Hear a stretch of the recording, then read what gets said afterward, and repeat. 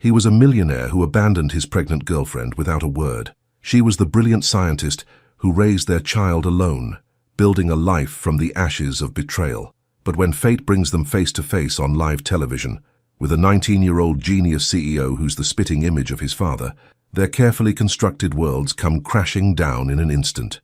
As cameras flash and whispers spread, old wounds rip open and buried feelings resurface, throwing 3 lives into a media storm where secrets can't stay hidden and forgiveness comes with a price. Will love find a way through the damage, or will pride destroy their second chance? Subscribe now and share your thoughts if you've ever believed someone deserved a second chance after breaking your heart. Ethan Cross adjusted his blue silk tie as the makeup artist dabbed powder on his forehead.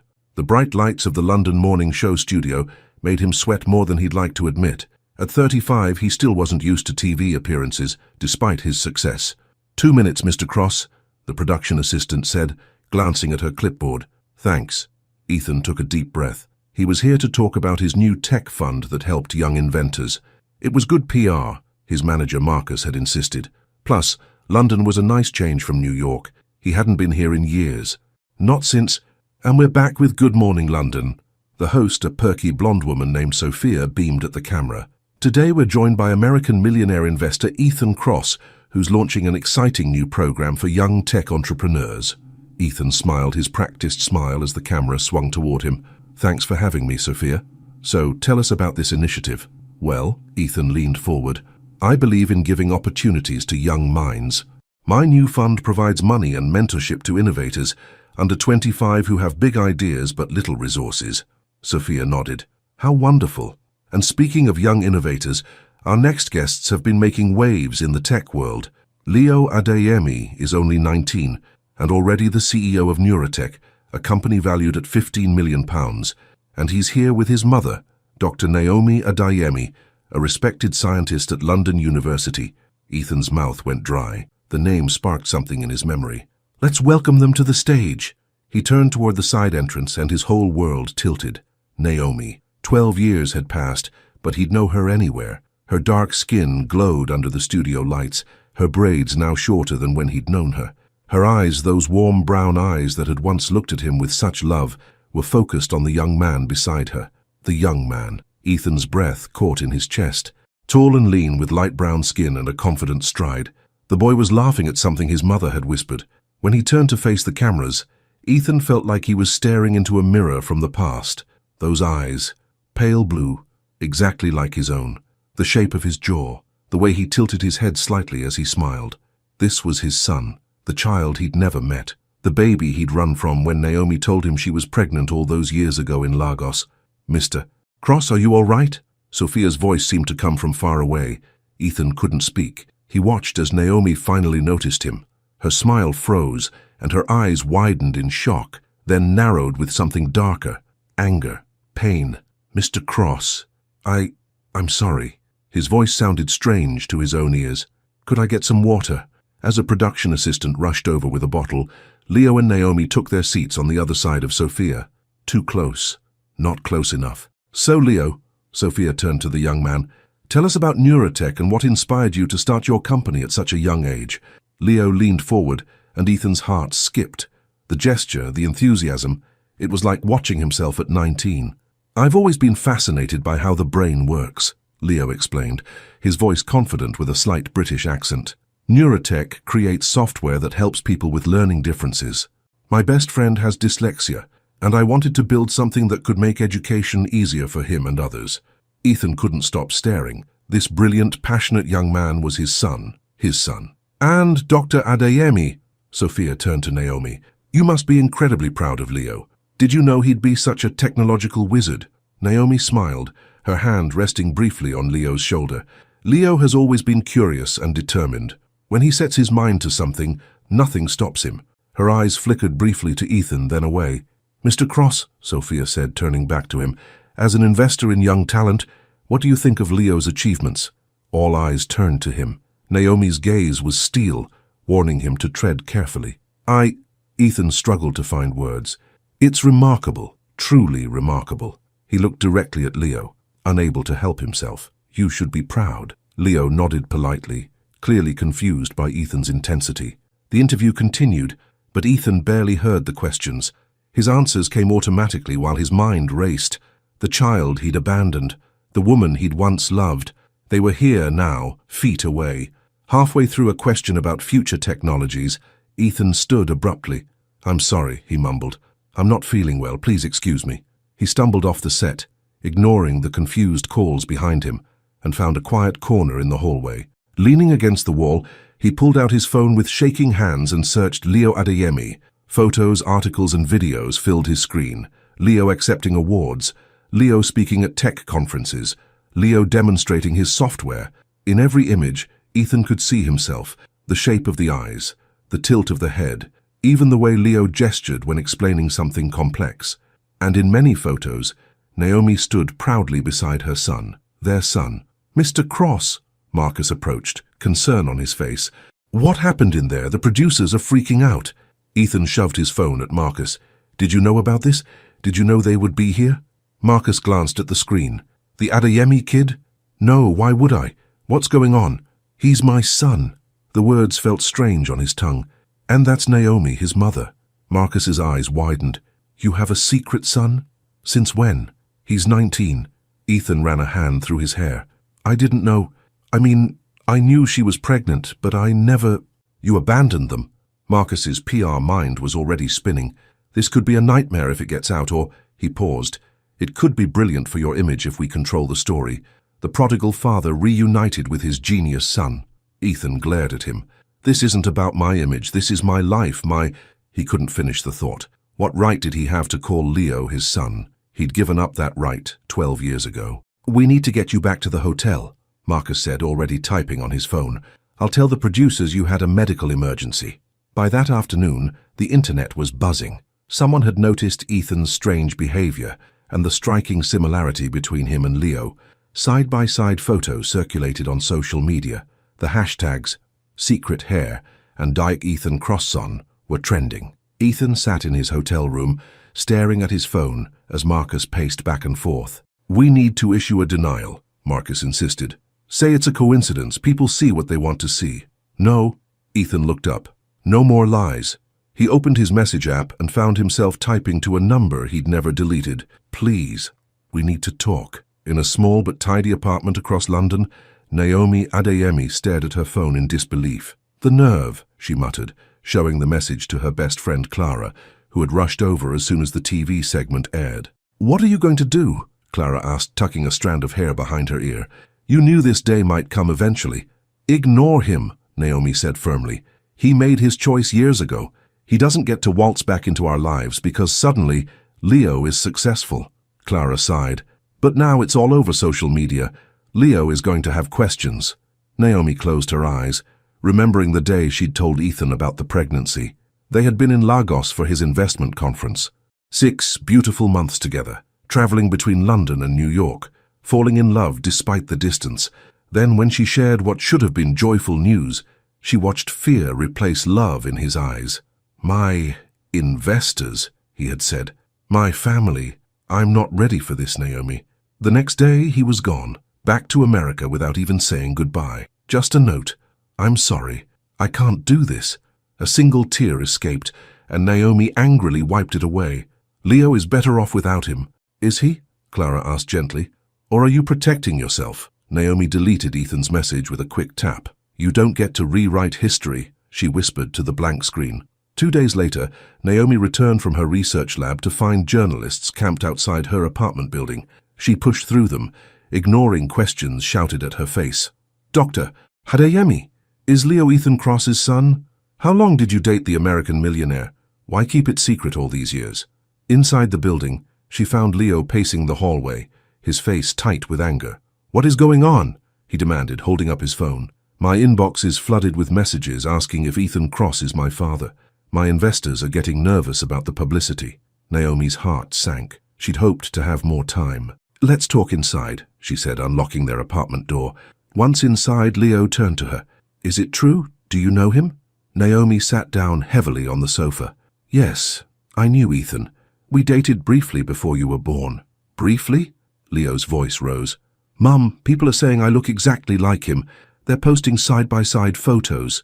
It was a long time ago, Leo. He went back to America.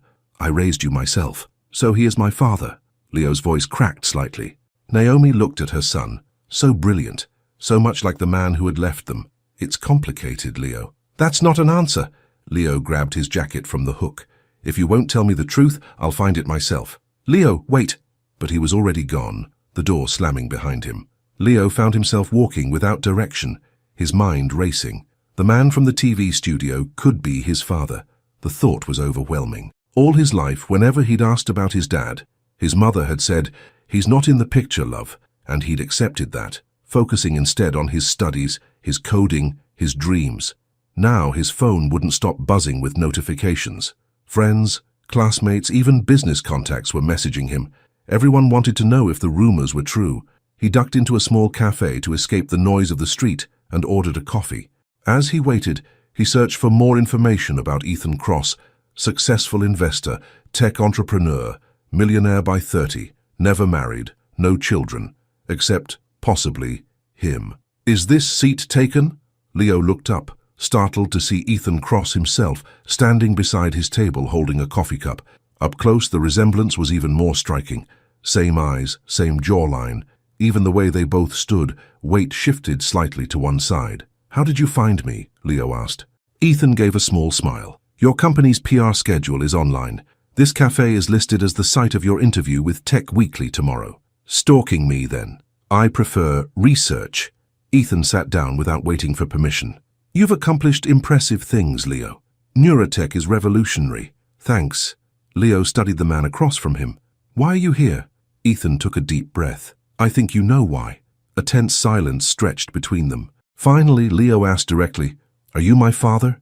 Ethan opened his mouth, closed it again. His hesitation was answer enough. Leo stood, grabbing his cup. That's what I thought. He walked out, leaving Ethan alone at the table.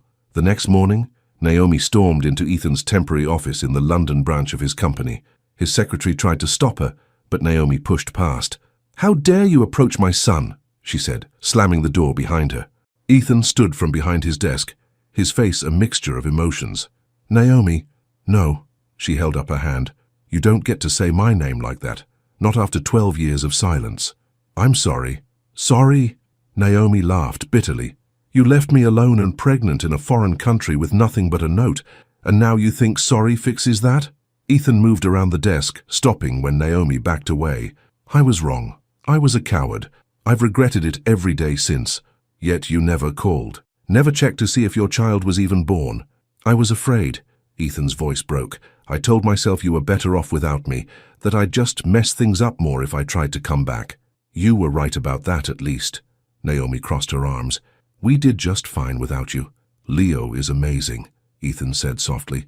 You did an incredible job raising him. Don't. Tears threatened to spill, and Naomi fought them back. Don't pretend you care now. I never stopped thinking about you, Naomi. Ethan's blue eyes, so like Leo's, held hers. Not a single day passed that I didn't wonder about you, about our child. Yet you stayed away. I'll earn it back, Ethan said firmly. My place in your lives, if you'll give me the chance. Naomi turned away, unable to bear the intensity of his gaze. You can't earn back 12 years. She walked out, tears finally escaping down her cheeks. That night, Leo returned home late, still processing his brief encounter with Ethan. As he approached the apartment door, he heard his mother's voice inside. I don't know what to do, Clara, Naomi was saying on the phone. Leo met with him today. What if Ethan tells him everything? What if he turns Leo against me? Leo froze, listening. Of course Ethan is his father, Naomi continued. You've seen the photos online. They could be the same person, 20 years apart. The words hit Leo like a physical blow. It was true then. The man from the TV studio was his father. His mother had lied to him, not directly perhaps, but by omission, his entire life. He pushed the door open. Naomi spun around, her face paling when she saw him. Leo, you lied to me. His voice was quiet, controlled, but trembling with emotion. All these years, I was trying to protect you. From what? From knowing who I am, where I come from? From being hurt the way I was hurt? Naomi's voice rose. He left us, Leo.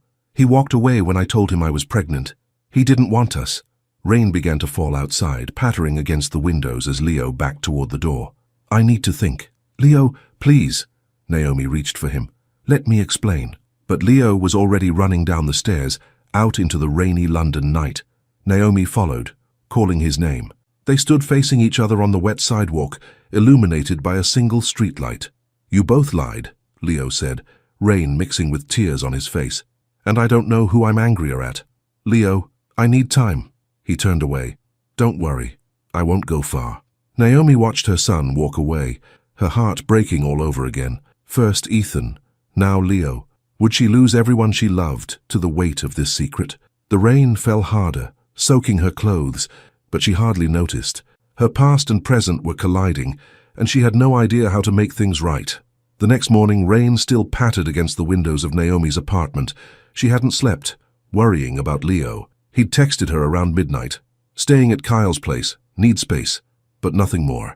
When her doorbell rang at 8 a.m., she rushed to answer it, hoping to see her son. Instead, Ethan stood there, looking as tired as she felt. "May I come in?" he asked quietly. Naomi hesitated, then stepped aside. 5 minutes. Ethan entered slowly, taking in the small but comfortable apartment. Photos of Leo covered one wall, Leo at his high school graduation, Leo receiving a Young Scientist award, Leo cutting the ribbon at his company's opening. "He's not here," Naomi said, crossing her arms. "He found out the truth last night." Ethan turned to her, his face filled with regret. "I'm sorry. I didn't tell him anything, I swear. It doesn't matter how he found out. He knows now, and he's angry at both of us." Naomi sank onto the sofa. "What do you want, Ethan?"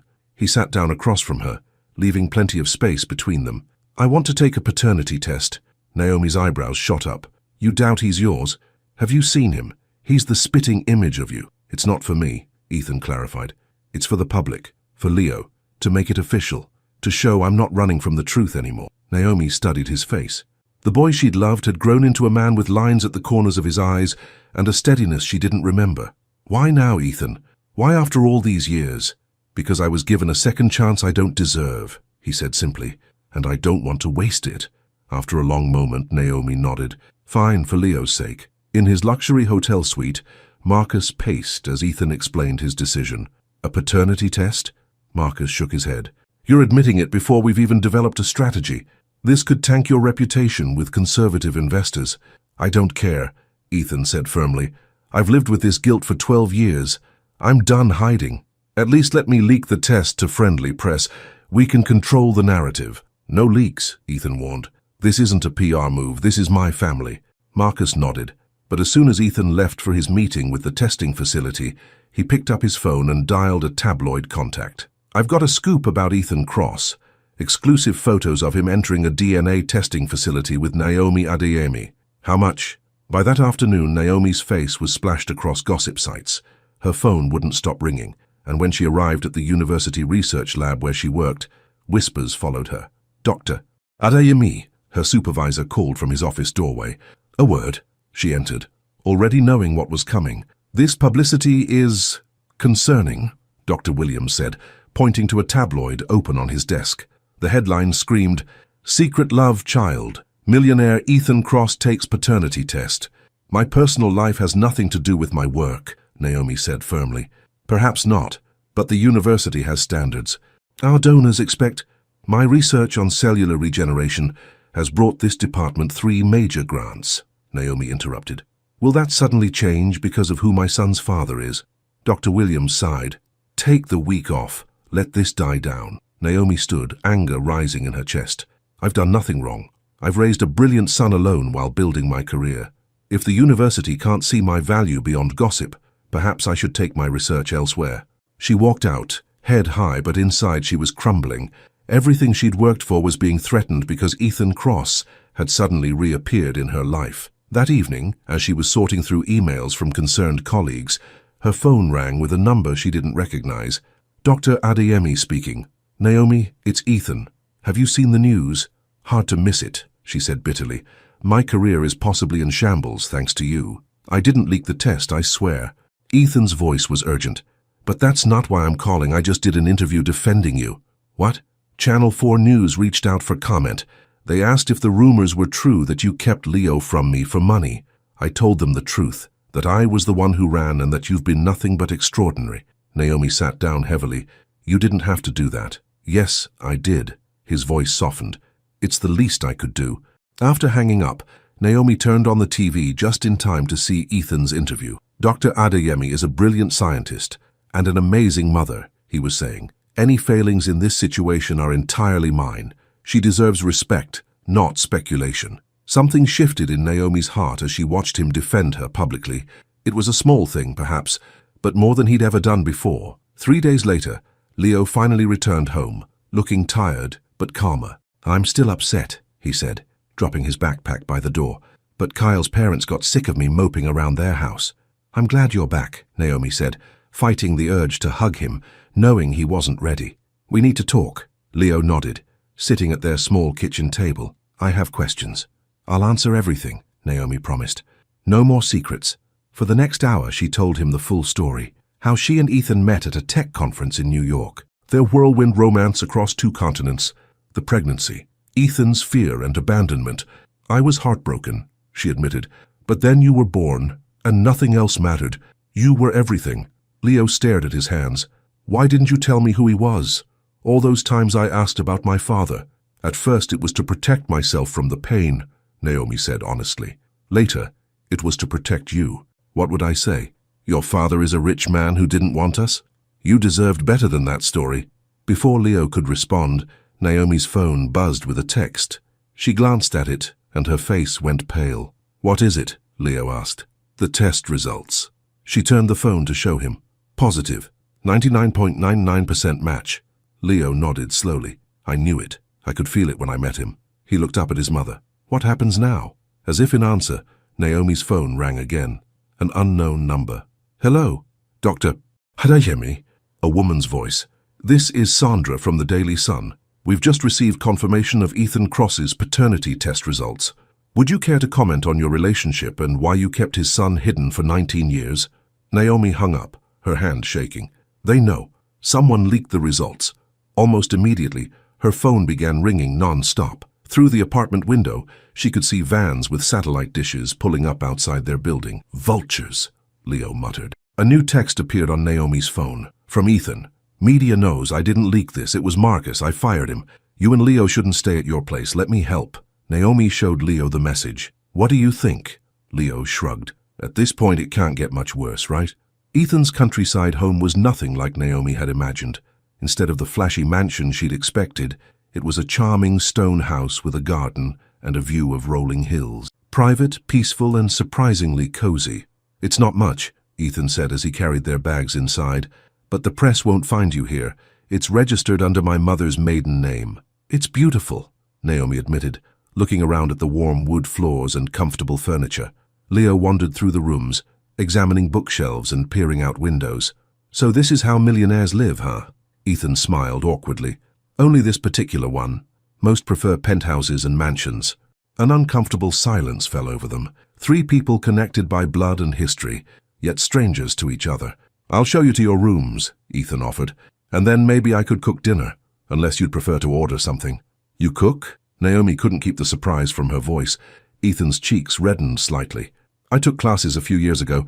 I'm not great, but I can manage pasta without burning the house down. Leo chuckled.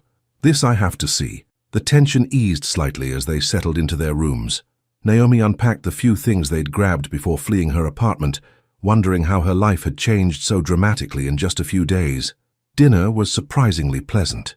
Ethan's pasta was simple but tasty, and Leo kept them laughing with stories about his early coding disasters. So there I was, he explained, gesturing with his fork, 12 years old, thinking I'd created the perfect program to automatically do my math homework. I hit run, and instead, it deleted my entire hard drive. Oh no, Ethan laughed. What did you do? Cried for about an hour, Leo admitted. Then Mum found me, and instead of being angry, she bought me a new computer and a book on proper coding practices. That sounds like your mother, Ethan said softly, his eyes meeting Naomi's across the table. Always seeing the bigger picture. Naomi looked away, uncomfortable with the warmth in his gaze. She'd spent years convincing herself she hated Ethan Cross. Finding out he could still make her heart skip wasn't part of the plan. After dinner, Leo helped clean up, then excused himself to make some work calls. Left alone, Naomi and Ethan moved to the living room, where a fire crackled in the stone fireplace. "Thank you," Naomi said quietly, "for giving us a safe place to stay. It's the least I could do." Ethan sat on the couch opposite her. "I'm sorry about Marcus. I trusted him, and he betrayed that trust for money and headlines. People often disappoint," Naomi said pointedly. Ethan winced. "I deserved that." "Yes, you did," she sighed. "But dwelling on the past won't help any of us now." "How's your work situation?" Ethan asked. "On hold. My department head suggested I take personal time until the scandal dies down." Her voice was bitter. 12 years of groundbreaking research, and suddenly all anyone cares about is who I dated a decade ago. "I could make some calls," Ethan offered. "I know people on the university board." "No," Naomi shook her head firmly. "I don't want your help. I've managed on my own for 19 years. "I know you have," Ethan said softly. "And you've done an amazing job. Leo is incredible. Brilliant, confident, kind. That's all you, Naomi." Pride and pain mixed in her chest. "It should have been both of us." "Yes," Ethan agreed, his voice thick with regret. "It should have been." They sat in silence for a while, watching the flames dance. Finally, Naomi stood. "I should get some sleep. It's been a long few days." As she passed Ethan, he spoke again. "I never forgot you, you know. Not for a single day." Naomi paused, not looking at him. "Good. You shouldn't have been allowed to forget what you threw away." She continued to her room, closing the door firmly behind her. Only then did she allow herself to cry. Later that night, unable to sleep, Naomi wandered downstairs for a glass of water. As she passed the living room, she noticed the fire still burning low. Ethan sat on the floor beside it, a photo album open in his lap. She started to retreat, but curiosity won out. Stepping closer, she saw what he was looking at. Baby photos of Leo that she'd packed in her rush to leave the apartment. "You were right to take these," Ethan said without looking up, somehow sensing her presence. "I'd want to remember every moment, too." Naomi moved closer, sitting on the edge of the couch. He was a happy baby, always smiling, even when he was teething. Ethan traced a finger over a photo of Leo on his first birthday, face covered in cake. "He has your smile, and your determination, and your eyes, your brilliance with technology," Naomi found herself adding. They looked through the album together, Naomi sharing stories of Leo's childhood, his first words, his first day of school, the science fair he won at age 8. "I missed so much," Ethan whispered, his voice breaking. "I can never get that back." Without thinking, Naomi reached out and touched his shoulder. "No, but you're here now." Their eyes met, and for a moment Naomi could see the young man she'd fallen in love with. Passionate, vulnerable, his heart on his sleeve. She pulled her hand away quickly, standing up. "Good night, Ethan." As she headed back upstairs, she heard him whisper, "Good night, Naomi." The next morning, Naomi woke to the sound of laughter outside. She looked out her bedroom window to see Ethan and Leo in the garden, working on what appeared to be a small drone. No, you've got it backwards," Leo was saying, taking a screwdriver from Ethan's hand. "The propeller needs to face this way." "I bow to your superior knowledge," Ethan replied with a grin. Naomi watched them work together, Leo's initial stiffness gradually melting away as they tackled the problem. Their movements mirrored each other, the way they tilted their heads when concentrating, how they ran their hands through their hair when frustrated. Nature over nurture, Naomi thought. Some things were simply in the blood. She dressed and went downstairs, making coffee in the kitchen. Through the window she could see them still working, now laughing as the drone wobbled into the air and promptly crashed into a shrub. For the first time, she allowed herself to imagine what life might have been like if Ethan had stayed, if they had raised Leo together, if fear hadn't won. The thought both warmed and terrified her. That evening, after Leo had gone to bed, Ethan opened a bottle of wine and offered Naomi a glass on the patio. The night was clear, stars twinkling overhead. "To surviving the week," he toasted. She clinked her glass against his. Barely. They sat in comfortable silence for a while, the wine easing the constant tension between them. "Tell me about your life," Naomi said finally. "These past 12 years." Ethan looked surprised at her interest. "Work, mostly. I built my company, made money, lost some, made more. Traveled a lot. Never stayed in one place too long. No family? No wife or girlfriend tucked away somewhere?" He shook his head. "No one serious. After you?" He trailed off, then tried again. "I dated, of course, but it never felt right." "Why?" Naomi asked, genuinely curious. "Because they weren't you," Ethan said simply. And I was still punishing myself for what I did. Naomi took a large sip of wine. That's a convenient answer. It's the truth. His blue eyes held hers. What about you? Anyone special in your life? Leo is special, she replied. My research is special. Romance took a back seat. No one at all. A few short relationships, Naomi admitted. But I was busy being a mother and building my career. And maybe, she hesitated, maybe I was still angry with you. It affected how I saw other men. Ethan nodded slowly. I'm sorry I hurt you, Naomi. I know that doesn't change anything. But I need you to know that leaving you and our child was the biggest mistake of my life. Naomi felt tears threatening and blinked them back. We can't change the past. No, Ethan agreed. But maybe we can build a better future. He reached across the table, his fingers brushing hers. For Leo's sake, if nothing else. Naomi didn't pull away. For Leo, she echoed, though her racing heart suggested other reasons. The next morning, Leo burst into the kitchen where Naomi was making tea. Mum, I've been nominated for the Young Innovator Award. He waved his phone excitedly. The ceremony is next week at the Royal Institute. That's wonderful, darling. Naomi hugged him tightly. I'm so proud of you. Ethan appeared in the doorway, drawn by the commotion. What's all this? Leo turned, his excitement momentarily dimming before he decided to share the news anyway. I've been nominated for a major tech award. It's a big deal. Only 5 nominees under 25. That's fantastic, Ethan said, genuine pride in his voice. Congratulations, Leo. Leo hesitated, then said, I'd like both of you to come, together. His eyes moved between them. Maybe it's time we show the world who we really are. A family, even if it's complicated. Naomi exchanged a glance with Ethan. Are you sure? The media will be all over it. Leo shrugged. They're going to talk either way. Might as well give them something real to talk about. After Leo left to make work calls, Ethan turned to Naomi. What do you think? I think our son is braver than both of us, she replied. The night of the gala arrived all too quickly. Naomi stood in front of the mirror in her bedroom at Ethan's house, smoothing the soft blue fabric of her gown. It had been years since she'd dressed up like this, and she barely recognized the elegant woman staring back at her. A knock sounded on her door. Mum? You ready? Leo called. The car's here. They're coming.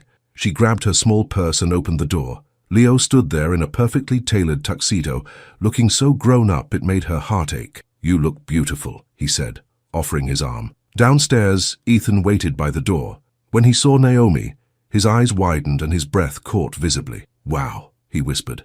Naomi felt herself blush. Ethan looked handsome in his tuxedo, the perfect picture of success and confidence. Yet there was something vulnerable in his eyes as he looked at her. Shall we? Leo said, breaking the moment.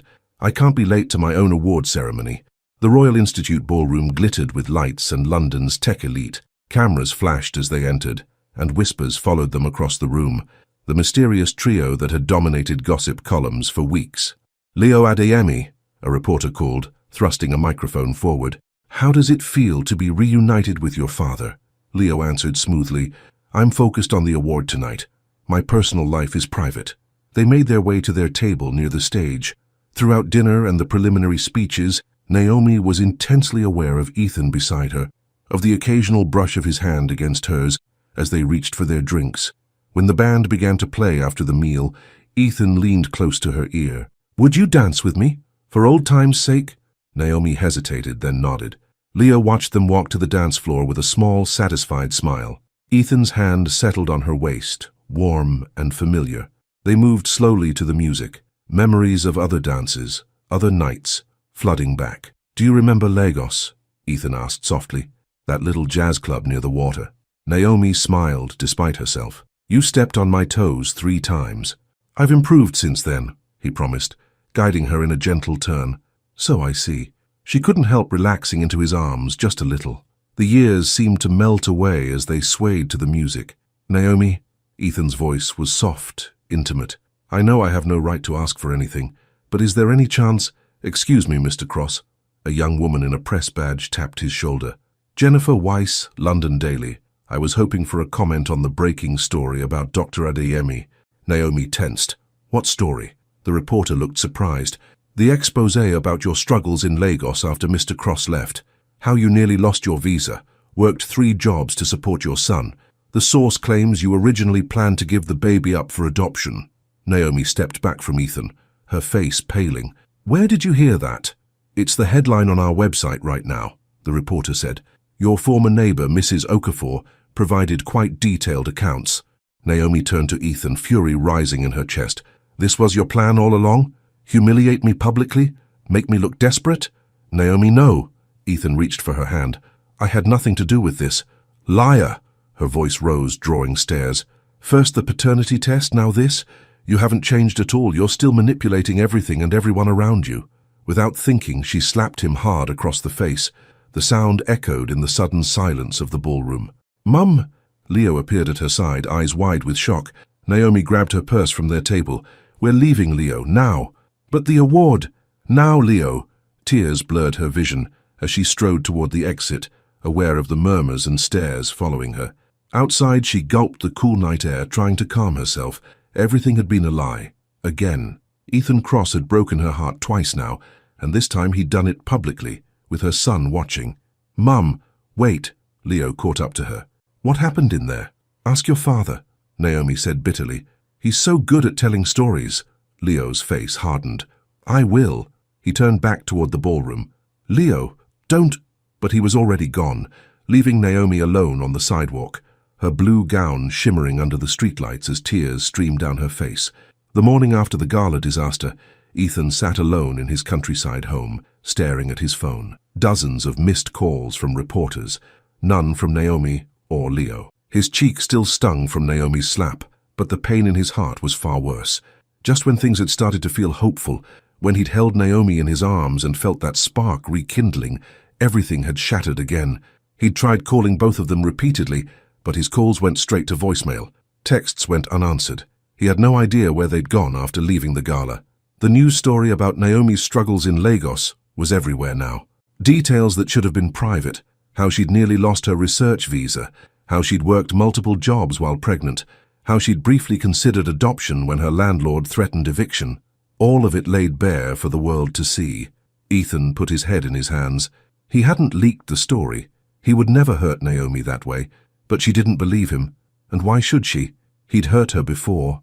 He'd given her no reason to trust him. A knock on the door startled him. He jumped up, hoping against hope it might be Naomi or Leo, but when he opened it, he found a small, elegant woman with silver-streaked blonde hair. Mum? Ethan blinked in surprise. What are you doing here? Eleanor Cross stepped inside, setting down her handbag and giving her son an appraising look. I saw the news, and you weren't answering my calls. She touched his reddened cheek gently. I see the reports of the slap weren't exaggerated. I deserved worse, Ethan muttered. Eleanor sighed, steering him toward the kitchen. Sit. I'll make coffee and you can tell me everything. Over the next hour, Ethan poured out the whole story. Meeting Naomi years ago, leaving her when she got pregnant, seeing her and Leo on TV, the paternity test, the leaked stories. I didn't leak any of it, Mom, he insisted. I think it was Marcus. He was angry when I fired him. Eleanor nodded thoughtfully. And have you told Naomi that? I tried. She doesn't believe me. Can you blame her? Eleanor asked gently. You abandoned her when she was pregnant, Ethan. Trust is earned, not given. Ethan stared into his coffee cup. I know. So, what are you going to do about it? When Ethan looked up in confusion, his mother continued, It's time you fix this, son. Really fix it, not just with words or money or grand gestures. You need to do the hard work. How? She won't even talk to me. Eleanor reached across the table and squeezed his hand. Start by proving she can trust you. Find out who really leaked that story and clear her name. Show her the kind of man you've become, not just tell her. Ethan nodded slowly, determination growing inside him. You're right. And I think I know where to start. Marcus Hale lived in a sleek penthouse apartment in central London. When the doorman called up to announce Ethan, Marcus almost refused to see him, but curiosity won out. What do you want? Marcus asked coldly when Ethan entered. Come to blame me for your public meltdown at the gala? Did you leak the story about Naomi's time in Lagos? Ethan asked directly. Marcus smirked. Why would I do that? I'm not your PR guy anymore, remember? You fired me. That's exactly why, Ethan said, stepping closer. Revenge. Plus, you always said controversy equals publicity. You can't prove anything, Marcus said, his smirk wavering slightly. Ethan pulled out his phone and set it on the coffee table between them. That's why I'm recording this conversation. I want the truth, Marcus. Did you contact Mrs. Okafor in Lagos? Did you pay her for stories about Naomi? You're recording me? Marcus's face reddened. That's illegal. Actually, in the UK, it's perfectly legal to record a conversation you're part of, Ethan said calmly. I checked. Marcus paced across his living room, agitated. Fine. Yes, I leaked the paternity test. And yes, I found Naomi's old landlady and paid her to talk. So what? It kept you relevant. Scandal sells, Ethan, the abandoned mother, the guilty millionaire father, the genius son. It's publicity gold. That publicity hurt real people, Ethan said, his voice tight with anger. People I care about. Marcus rolled his eyes. Please, you barely know them. A woman you had a fling with years ago and a kid you just met. Since when do you care about anything but the bottom line? Since I realized what really matters, Ethan said, picking up his phone. Thanks for the confession, Marcus. As he turned to leave, Marcus called after him. What are you going to do with that? Sue me? The story's already out there. You can't undo the damage. Ethan looked back, his face determined. Watch me. The next morning, Naomi sat at Clara's kitchen table, her hands wrapped around a mug of tea. She'd spent the night at her friend's house after the gala disaster, needing somewhere to hide from the press and her own emotions. Any word from Leo? Clara asked, joining her with her own cup. Naomi shook her head. He texted to say he's safe, staying with a friend from work. He's still angry with me. And Ethan? I don't want to talk about him, Naomi said sharply. I was a fool to think he'd changed, to think he might actually care. Clara studied her friend. Are you sure he leaked that story? It doesn't make sense. Why would he do that when things were going well? To control the narrative, Naomi said bitterly. To make himself look better by making me look desperate. That's not the impression I got from the story, Clara said carefully. If anything, it made you look strong, and him look worse for abandoning you. Before Naomi could respond, her phone buzzed with a news alert. She glanced at it, then did a double take. What in the world? The headline read, Ethan Cross goes live. Tech millionaire makes shocking confession. With trembling fingers, Naomi clicked on the link. A video began to play. Ethan sitting at a desk looking directly into the camera. He looked tired with dark circles under his eyes, but his gaze was steady and determined. My name is Ethan Cross, he began, and I need to set the record straight. 12 years ago, I met an amazing woman named Naomi Adeyemi. We fell in love, and when she told me she was pregnant, I ran away like a coward. Naomi gasped, her hand flying to her mouth. I abandoned Naomi when she needed me most, Ethan continued on screen. I left her alone and pregnant in Lagos, with nothing but a note. It was the most shameful act of my life, and I've regretted it every day since. I recently discovered that Naomi raised our son, Leo, to be an extraordinary young man, brilliant, kind, and accomplished. She did this entirely on her own, without a penny of my money or a moment of my time. Ethan's voice cracked slightly. The recent stories about Dr. Adeyemi's struggles after I left her were obtained unethically by my former manager, Marcus Hale. I have proof which I've shared with the proper authorities and news outlets. He held up his phone, playing the recording of Marcus's confession. Naomi listened in shock as Marcus admitted to leaking both the paternity test and paying for the Lagos story. When the recording ended, Ethan looked back at the camera. Naomi Adeyemi is one of the strongest, most remarkable women I've ever known. She deserved better than what I did to her, and she deserves better than having her private struggles exposed by a vengeful ex-employee trying to hurt me. His blue eyes, so like Leo's, seemed to stare directly at Naomi through the screen. I can't undo the past. I can't give back the years I missed, but I can tell the truth, and the truth is this. I failed as a man, as a partner, and as a father. The fault was entirely mine. To Naomi and Leo, Ethan continued, his voice softening, I'm sorry. I know those words aren't enough, but they're where I need to start. I hope someday I might earn your forgiveness, not through words, but through actions. The video ended, and Naomi sat frozen, tears streaming down her face. Well, Clara said quietly, that doesn't look like a man trying to control the narrative. Naomi wiped her eyes. He publicly humiliated himself to clear my name. That's not humiliation, Clara countered. That's honesty. That's courage. Naomi's phone buzzed with a text. From Leo. Did you see Dad's video? Dad. He'd called Ethan Dad. Something warm and complicated bloomed in Naomi's chest. She texted back, Yes, just now. Leo, I'm going to talk to him. I think you should too. Naomi stared at her phone for a long moment before replying, I'll think about it. The following morning, Naomi drove to Ethan's countryside home. her heart pounding with each mile. She had no idea what she was going to say to him. Part of her was still angry, part of her was touched by his public confession, and another part, a part she'd tried to ignore for 12 years, still felt something for the father of her child. When she pulled up to the house, she sat in her car for several minutes, gathering courage. Finally, she walked to the door and knocked. Ethan opened it, surprise and hope flashing across his face. "Naomi." He stepped back. "Please come in." The house felt different now, quieter, heavier with the weight of all that had happened. Ethan led her to the living room where they sat across from each other, an awkward silence between them. "Thank you for coming," Ethan said finally. "I wasn't sure you would." "I saw your video," Naomi said quietly. Ethan nodded. "I meant every word. Why did you do it? Go public like that?" "Because it was the truth," Ethan said simply. "And because you deserved to have your name cleared. Marcus hurt you to get back at me, and that wasn't right." Naomi studied him. He looked different than the polished businessman from the TV show, or even the charming host from their days at this house. He looked humbled, real. "I'm sorry I slapped you," she said. "I shouldn't have done that. I've had worse." "No," Naomi shook her head. "That's not an excuse. I let my anger get the best of me. I assumed the worst about you without proof." "You had reason to," Ethan acknowledged. "I'd given you plenty of evidence that I couldn't be trusted." They fell silent again, the weight of 12 years hanging between them. "Where do we go from here?" Naomi finally asked. Ethan met her eyes. "That depends on what you want, Naomi. If you want me to keep my distance, I will. If you want me to have a relationship with Leo but not with you, I'll respect that too." He paused. "But if you want to try to rebuild something between us, not pick up where we left off but start something new, I'd like that most of all." "I don't know what I want yet," Naomi admitted. "This has all happened so fast." Ethan nodded. "I understand. There's no rush, no pressure." He hesitated, then added, "If you want me to be part of your lives, I need to prove it through action, not words." "I know that." Naomi found herself smiling slightly, recognizing her own words from the night of the gala. "Yes, you do."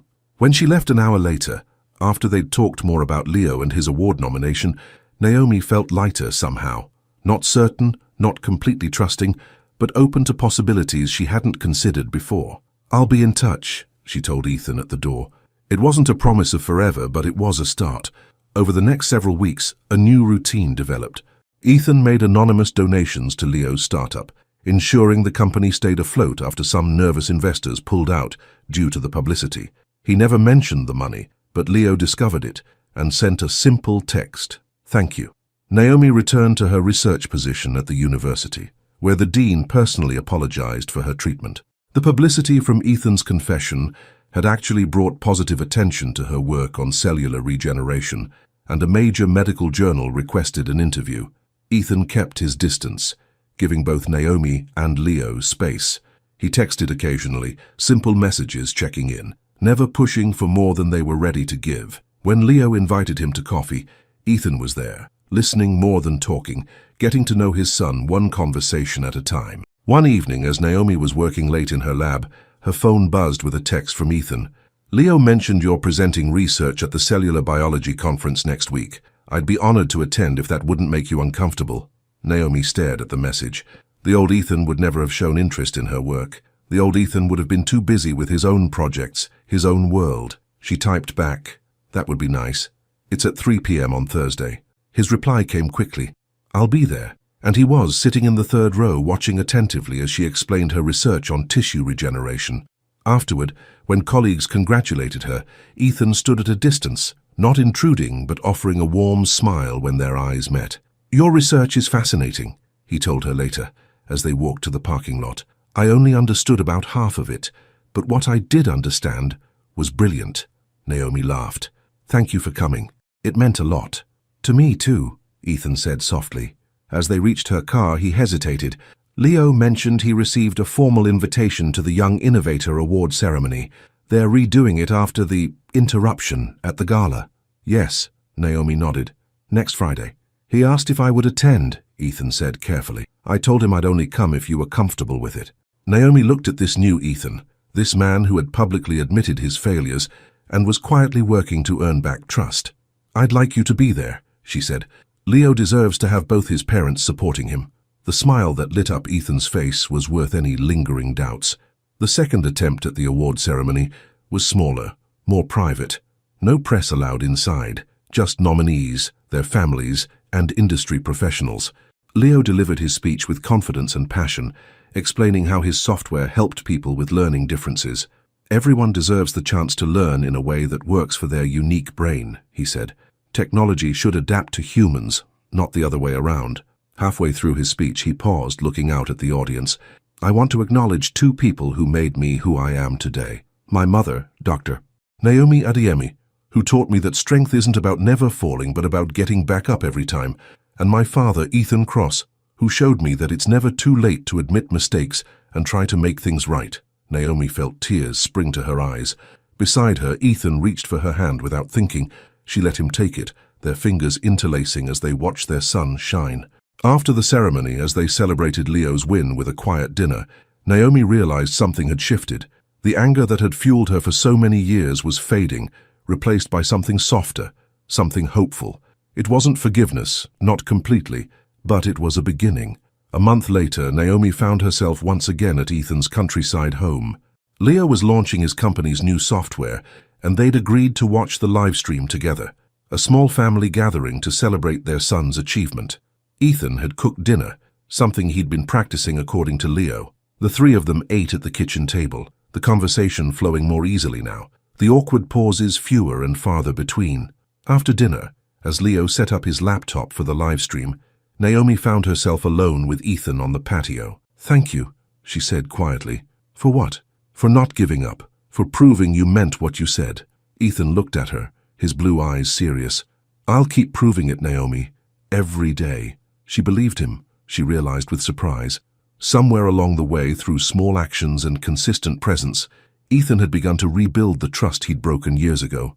I've been thinking, Naomi said slowly, about what you said that day I came to see you after your video. About starting something new. Ethan's breath caught. Yes, I think I'd like to try, she admitted. Not rushing, not picking up where we left off, but something new, something based on who we are now, not who we were then. The hope in Ethan's eyes was almost painful to see. I'd like that very much.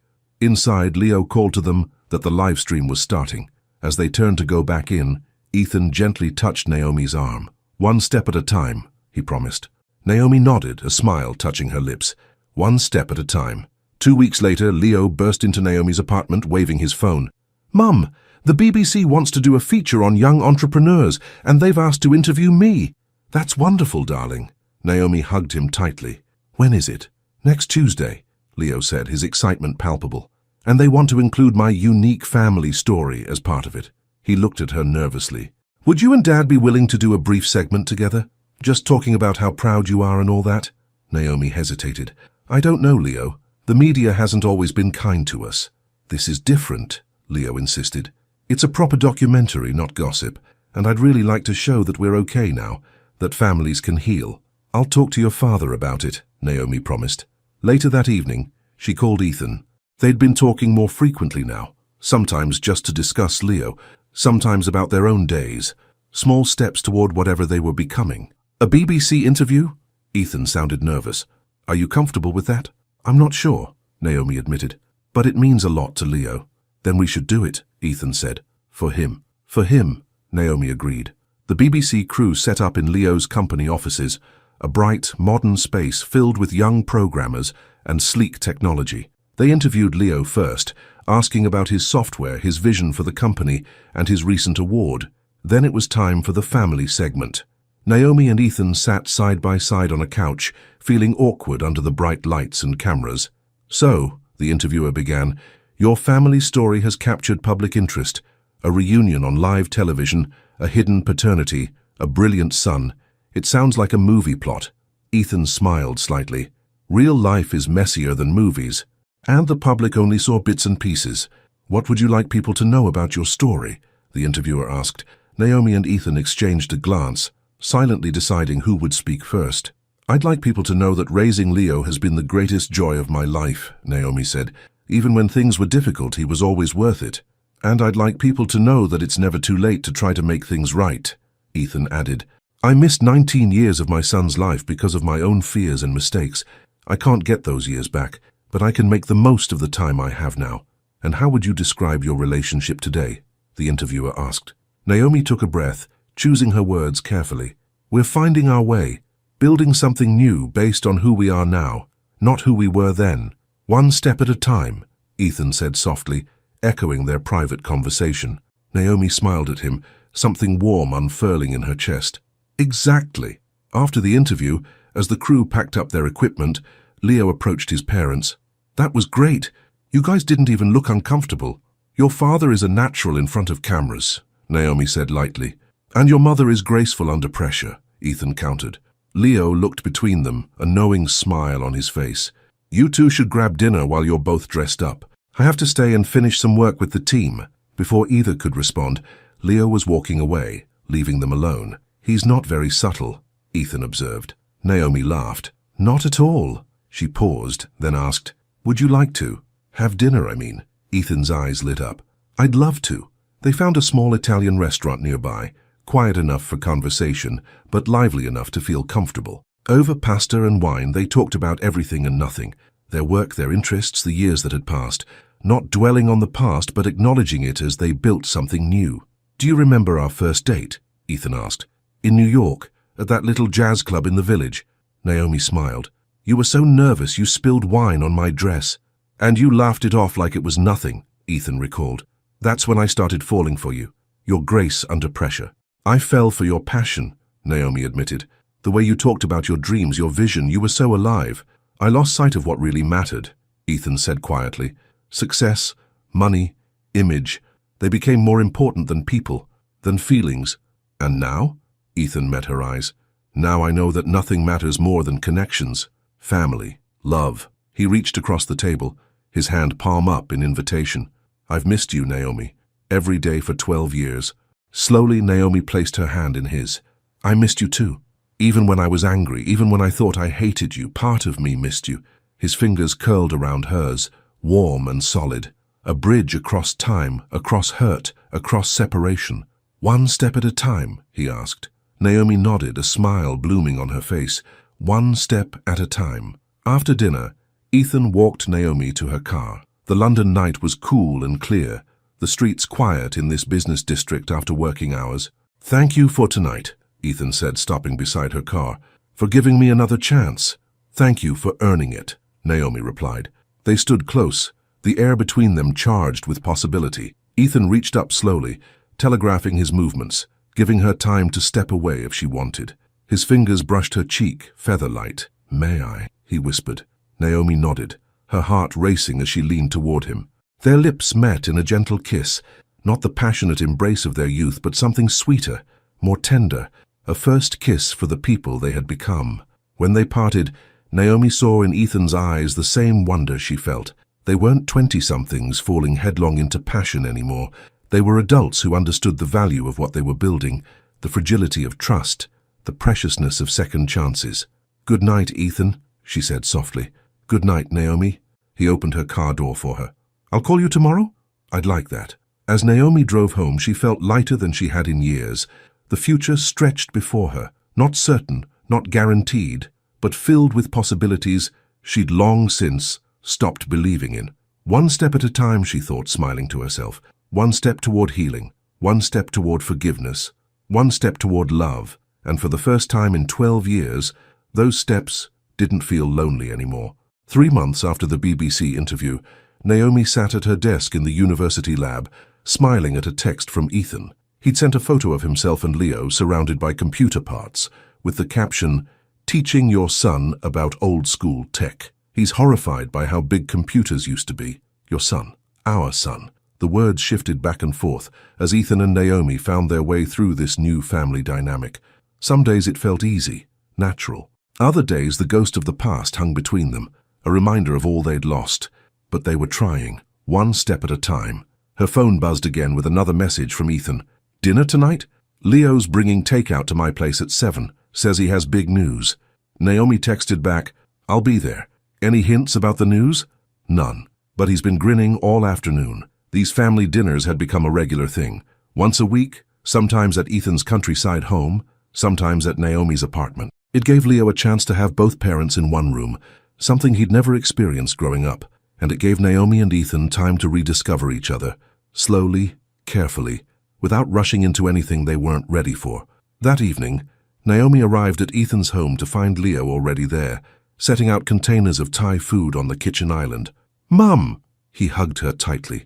At 19, he was taller than her now, but the way he bent down to rest his chin on her shoulder still reminded her of the little boy who'd clung to her during thunderstorms. "So, what's this big news?" she asked, hanging her coat on the hook by the door. Leo grinned. "Food first, news after." Ethan appeared from his home office, his face lighting up when he saw Naomi. "Hey, you." He hesitated, then leaned in to kiss her cheek. Their new normal, these small, careful touches. They gathered around the table, passing containers of pad thai and green curry, falling into the easy conversation that had developed over these family dinners. "How's the new research grant going?" Ethan asked Naomi. "Good. We've made progress on the tissue samples. If it works, it could help burn victims regenerate skin faster." "That's amazing," Ethan said, the pride in his voice warming Naomi's heart. The way he truly cared about her work, asked questions, remembered details. It was one of the many changes she'd noticed in him. "Okay, I can't wait anymore," Leo announced, putting down his fork. "I have to tell you my news." Both parents turned to him expectantly. "I've been invited to give a TED Talk." Leo's face split into a huge smile. "They want me to speak about inclusive technology and how my software is helping people with learning differences." "Leo, that's wonderful." Naomi reached across the table to squeeze his hand. "Congratulations, son." Ethan beamed. "That's a huge honor." "There's more," Leo continued, pulling out his phone. "They're doing a special series on technology for good, and they've asked me to host a charity gala in London to raise money for educational access programs." "A gala?" Naomi's eyebrows rose. "That's a big undertaking." "That's actually why I wanted to talk to both of you," Leo said, looking between his parents. "I was hoping you'd help me organize it. Dad has experience with these big fundraising events, and Mum, you know the science and education side of things. Plus," he hesitated, "I'd like to make it a family project, the three of us, working together." Naomi glanced at Ethan, finding him already looking at her. His eyes asked the question, "What do you think?" "I'd love to help," she said, smiling at her son. "Count me in," Ethan added. "Whatever you need." Leo's face lit up. "Great. It's in 2 months, so we've got some planning to do." As they cleared the table after dinner, Ethan brushed past Naomi in the kitchen, his hand lightly touching the small of her back. "You okay with this? Working together so closely?" Naomi nodded. "I think it'll be good for Leo, for all of us." Ethan smiled. "One step at a time." "One step at a time," she agreed. Planning the charity gala quickly became the center of their lives. They met several times a week, sometimes at Ethan's home, sometimes at Naomi's apartment, occasionally at Leo's office when he could spare the time between running his company and preparing his TED Talk. Ethan handled the logistics, venue, catering, security, press. Naomi focused on the educational content, connecting Leo with leading researchers and educators who could speak about the impact of technology on learning. Leo, meanwhile, worked on his presentation and reached out to his contacts in the tech world. They made a good team, Naomi realized. Ethan's business skills complemented her scientific knowledge, while Leo bridged the gap between them with his passion and vision. One evening, a month before the gala, they were working late at Ethan's house. Leo had already gone home, exhausted after a long day of meetings, leaving his parents to finalize the guest list. "I think that's everyone," Ethan said, rubbing his eyes as he looked at the spreadsheet on his laptop. 250 confirmed guests, including several major tech CEOs who've promised substantial donations. Naomi yawned, stretching her arms overhead. "It's coming together." Ethan closed his laptop and looked at her across the kitchen table. "I'm proud of him, you know, of the man he's become." "Me too," Naomi smiled softly, "though I can't take much credit for his tech genius. That clearly came from you. But his heart, his desire to help others, to make a difference, that's all you." Ethan's eyes were warm as they held hers. "You raised him to be not just smart, but good. That's what matters." Naomi felt her cheeks flush under his gaze. "It's late. I should go." "Stay," Ethan said quickly, then added, "It's a long drive back to the city." "You could use the guest room." Naomi hesitated. She'd stayed over once before when they'd worked until nearly midnight, but Leo had been there too. This felt different, more intimate somehow. "I have clothes you can borrow," Ethan offered, "and there's a new toothbrush in the guest bathroom." "You seem very prepared," Naomi teased. Ethan grinned, a flash of the charming young man she'd fallen for years ago. "I like to be ready for anything." "All right," she agreed. "Thank you." Later, as she settled into the guest room bed wearing one of Ethan's t-shirts, Naomi found herself thinking about how much had changed. 6 months ago, she'd hated the very thought of Ethan Cross. Now she was comfortable in his home, wearing his clothes, working side by side with him to help their son. Life was strange sometimes, and surprisingly good. The next morning, Naomi woke to the smell of coffee and something sweet. She pulled on her jeans from the day before and padded downstairs to find Ethan in the kitchen, flipping pancakes. "Morning," he said, smiling at her. "Coffee's ready." "You cook breakfast too?" Naomi asked, pouring herself a cup. "I'm impressed. I've been practicing." Ethan slid a plate of pancakes toward her. "Leo mentioned they're your favorite." The gesture touched her, not just cooking for her, but remembering her preference, making the effort. They ate together at the kitchen island, talking easily about the gala plans, about Leo, about their work. It felt domestic, comfortable. "I was thinking," Ethan said as they washed the dishes together, "about what happens after the gala." "What do you mean?" Naomi handed him a wet plate to dry. "This project has given us a reason to see each other regularly, to work together." He focused on drying the plate, not meeting her eyes. "I don't want to lose that when it's over." Naomi felt her heart beat a little faster. "What are you suggesting?" Ethan set down the towel and turned to face her. "I'm suggesting that maybe we don't need a reason to spend time together. Maybe we could just date, like normal people." "Are we normal people?" Naomi asked with a small smile. "Not even close." Ethan laughed. "But I'd like to try. Dinner, movies, walks in the park. All the things we skipped the first time around because we were young and in a hurry." Naomi thought about it. They'd been careful these past months, always having Leo present, always focusing on family time rather than romance, but the feelings were there, growing stronger with each passing week. "I'd like that," she said finally. "But one step at a time," Ethan finished for her. "I know, no pressure." He reached for her hand, his thumb tracing gentle circles on her palm. "I'm not going anywhere this time, Naomi. I promise." And for the first time in 12 years, she truly believed him. As the gala approached, their days became a whirlwind of final preparations. Seating charts, tech setups, security arrangements, press briefings. Through it all, Naomi and Ethan grew closer, finding moments of connection amid the chaos. A week before the event, Leo invited them both to watch the final rehearsal of his TED Talk at his company's office. "I'm so nervous," he admitted, as they took seats in the front row of the small auditorium. "What if I mess up? What if no one donates to the cause?" "You won't mess up," Naomi assured him, "and people will donate because they believe in what you're doing." "Your mother's right," Ethan added. "Just speak from your heart. That's what moves people." Leo nodded, taking a deep breath before stepping onto the small stage. As he began his presentation, explaining how his learning software had started with his desire to help a friend, Naomi felt Ethan's hand slide over hers. She turned to find him watching her, not Leo. "What?" she whispered. "I just realized something," he whispered back. "Watching you two together, seeing how he talks with his hands just like you do, how he has your determination, your compassion. I missed so much, Naomi, but I'm so grateful for what I have now." Naomi squeezed his hand, her throat tight with emotion. "Better late than never," she murmured. His smile was worth every painful moment of the past. After the rehearsal, which Leo nailed perfectly, the three of them went out for ice cream like a normal family, laughing, teasing, planning for the big event. As they walked back to their cars, Leo a few steps ahead, Ethan's hand found Naomi's again. "Is this okay?" he asked softly. Instead of answering, she laced her fingers through his, holding on tightly. The night of the gala arrived crisp and clear.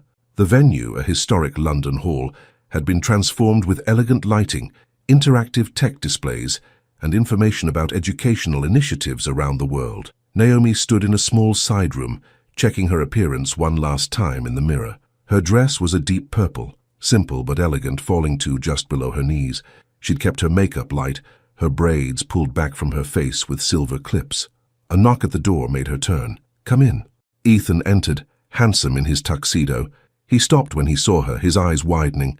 "You look beautiful," he said softly. "Thank you." She smoothed her dress nervously. "Is everything ready out there?" "Perfect." Ethan stepped closer. "Leo's greeting guests. The press is behaving themselves. The donation stations are set up." He paused, then reached into his pocket. I have something for you. He pulled out a small box. This isn't... it's not... He stumbled over his words. It's just a thank you for letting me be part of this, part of your lives. Naomi opened the box to find a delicate silver bracelet with a small charm, a microscope. For your research, Ethan explained. I had it custom made. It's perfect, Naomi whispered, touched by the thoughtfulness of the gift. Not flowers or diamonds, but something that recognized her work, her passion. Ethan fastened it around her wrist, his fingers lingering on her skin. Ready to face the crowd? She nodded, feeling suddenly shy. Together? Together? He offered his arm. They walked into the main hall side by side, greeted by the sight of hundreds of guests in formal attire, mingling among the displays. Leo spotted them from across the room and made his way over, beaming. There you are, he hugged them both. Everyone's talking about the displays. The virtual reality station showing what it's like to have dyslexia is a huge hit. That was your mother's idea, Ethan said proudly. And the donor wall was your father's, Naomi added, pointing to a large digital display showing donation amounts climbing in real time. Leo looked between them, his smile softening. You two make a good team. Before either could respond, the event coordinator approached to let them know it was time for Leo's presentation. They took their seats in the front row as Leo took the stage, confidence radiating from him as he addressed the crowd. Welcome everyone. Thank you for coming tonight to support technology that makes education accessible to all. His voice was strong, passionate. I'd like to tell you about my friend Kyle, who has dyslexia, and how his struggle inspired me to create something that could help. As Leo's talk continued, Naomi felt tears prick her eyes. Her son, this brilliant young man, was changing lives with his vision. And beside her sat Ethan, his hand once again finding hers in the darkness, his thumb stroking her palm in a gesture that had become familiar, comforting. When the presentation ended, the crowd rose in a standing ovation. Leo's face glowed with pride as he acknowledged the applause. Then he gestured toward the front row. I'd like to recognize two people without whom none of this would be possible. My parents, Dr. Naomi Adeyemi and Ethan Cross. The spotlight shifted, illuminating them. Ethan squeezed Naomi's hand as they stood, acknowledging the applause with small nods.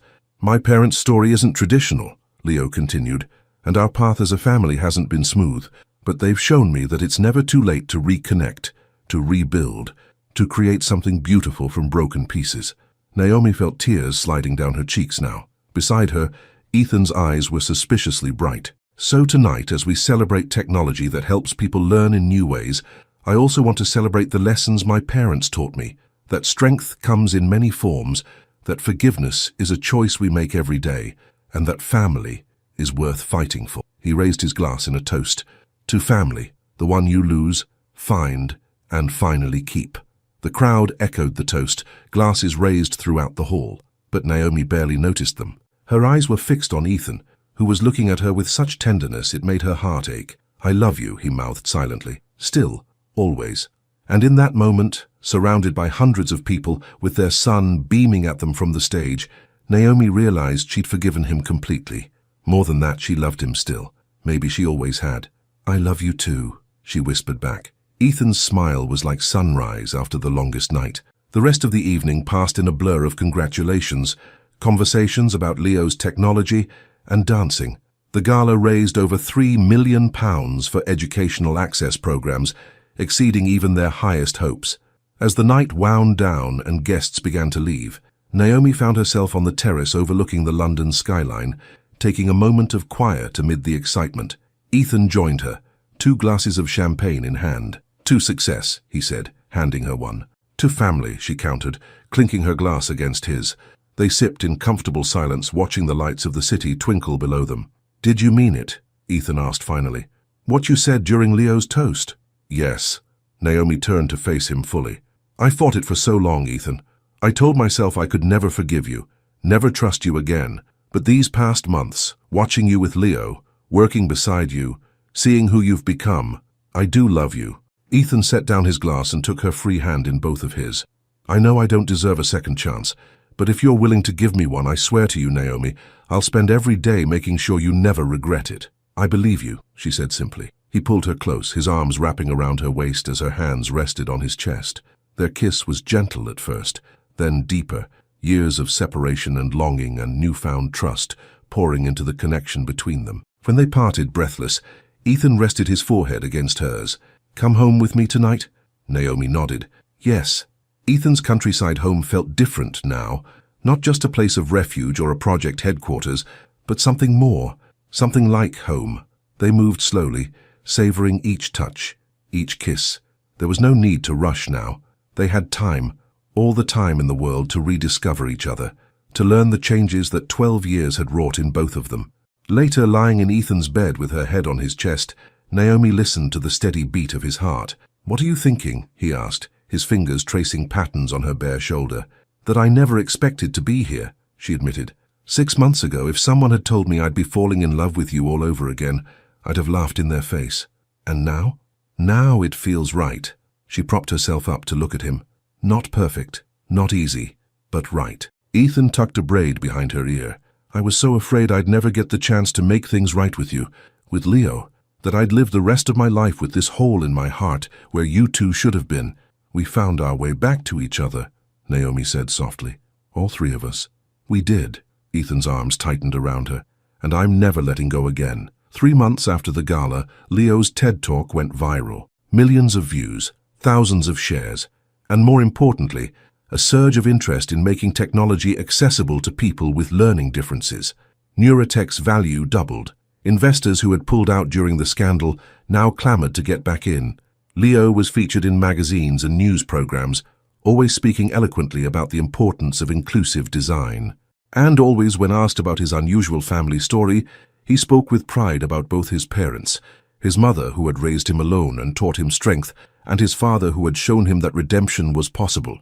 Naomi and Ethan supported him from the sidelines, their relationship growing stronger with each passing day. They took turns staying at each other's places, learning the rhythm of sharing a life after so many years apart.